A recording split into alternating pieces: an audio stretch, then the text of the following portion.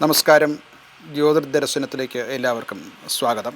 മേഷാദികളായിട്ടുള്ള 12 രാശികളുടെ December 7 ഞായറാഴ്ച മുതൽക്ക് 13-ാം തീയതി ശനിയാഴ്ച വരെയുള്ള 7 ദിവസങ്ങളുടെ ഒരാഴ്ചക്കാലത്തെ സാമാന്യ ഫല നിരൂപണം നടത്താൻ ഇവിടെ ശ്രമിക്കുകയാണ്. ആദ്യമായിട്ട് മേടം രാശി, ഏരീസ് എന്ന് വിളിക്കുന്നു. ഗ്രഹസ്ഥിതി പറഞ്ഞാൽ അഷ്ടമത്തിൽ, അതായത് 8-ൽ സൂര്യൻ, ബുധൻ, ശുക്രൻ, ഈ 3 ത്രിഗ്രഹ യോഗം അവിടെ വരുന്നുണ്ട്.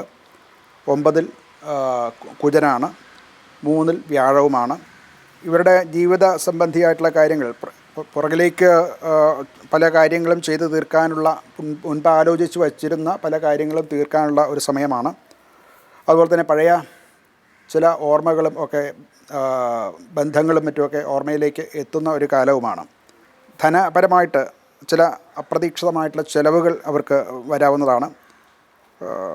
അതുപോലെ തന്നെ പാരമ്പര്യമായിട്ട് കിട്ടേണ്ട ചില ധനങ്ങൾ, ഇൻഷുറൻസ് മുതലായിട്ടുള്ള കാര്യങ്ങൾ, ഇങ്ങനെ കിട്ടേണ്ട തുകകൾ, ഇതൊക്കെയും കുറച്ച് വരുമാനത്തിൽ താമസം നേരിടാനുള്ള സാധ്യതയും കാണുന്നുണ്ട്.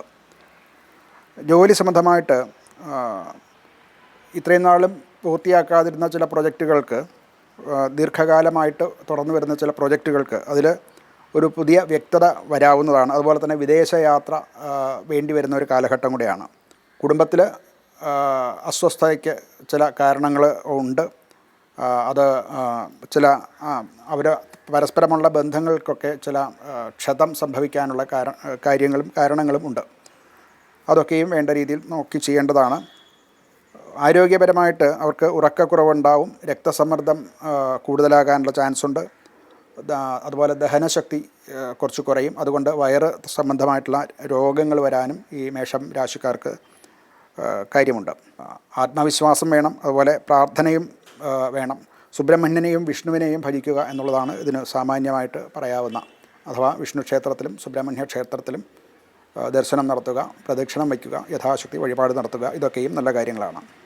17-ാം തീയതി സൂര്യൻ വൃശ്ചികത്തിലേക്ക് വരുന്നതോടുകൂടി വൃശ്ചിക വ്രത ആരംഭ കാലമാണ്. എല്ലാ വർഷവും ഈ വൃശ്ചിക വ്രതകാലത്ത് അഥവാ മണ്ഡലകാലത്ത് ആണ് കൂടുതൽ ഒരു റിജുവിനേഷന് വേണ്ടിയിട്ടാണ് വ്രതമെടുക്കുകയും പ്രത്യേകിച്ച് ഈശ്വരഭജനം ചെയ്യുകയും, വിശേഷാൽ നമുക്ക് കേരളീയർക്ക് പ്രത്യേകമായിട്ടുള്ള ശാസ്താഭജനം ചെയ്യുകയും ഒക്കെ ചെയ്യുന്ന ഒരു കാലമാണ്. ഇവിടെ പ്രധാനമായിട്ട് ചിന്തിക്കേണ്ടത്, നമ്മൾ ഓരോ വർഷവും അനവധി തരത്തിലുള്ള പ്രവർത്തനങ്ങൾ ചെയ്യുന്നുണ്ട്. അത് മാനസികമായിട്ടും ബൗദ്ധികമായിട്ടും ഒക്കെ നടത്തുന്നുണ്ട്.